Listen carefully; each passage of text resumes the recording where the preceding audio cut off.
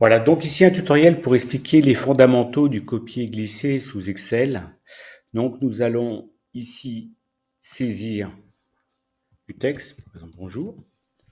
En fait, ensuite, il faut se positionner donc sur appelle la cognée.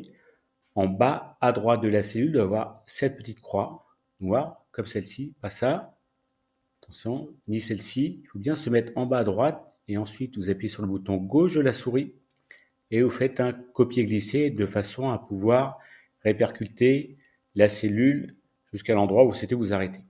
Alors ça fonctionne de la même manière avec les nombres. Si je saisis 1, alors faites attention, si vous saisissez 1 et que vous mettez tout de suite à droite et que vous descendez, il va reproduire en fait le nombre 1. Nous, ce qu'on veut, c'est une incrémentation.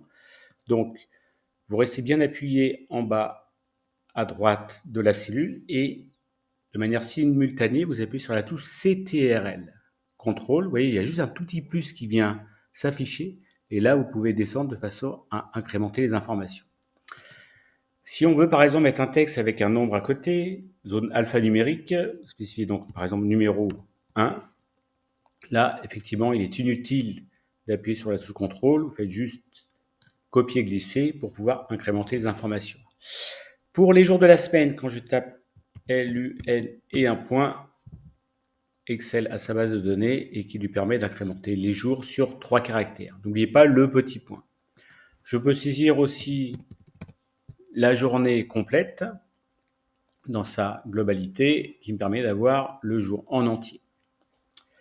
On peut faire aussi la même chose avec les mois sur 3 caractères et là curieusement il est inutile de mettre le point sinon ça ne fonctionnera pas. Janvier, J-A-N, n'oubliez pas le V.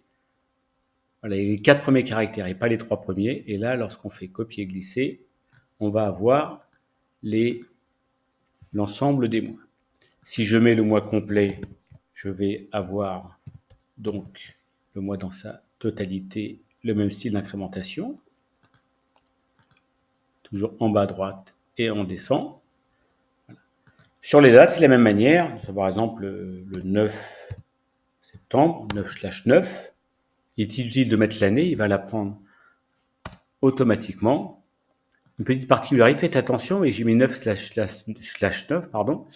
Ici, il a bien mis donc 2024. Et là, je me mets en bas à droite de la cellule, copier-glisser. Là, ici, la même chose.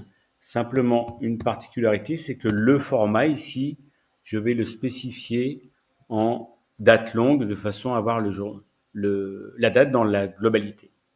Alors attention, vous voyez, ici, vous avez des petits hashtags. Alors, c'est pas une erreur, j'ai fait ça volontairement. Il faut juste élargir donc la colonne. Voilà, c'est tout pour ce petit tutoriel sur le copier-glisser.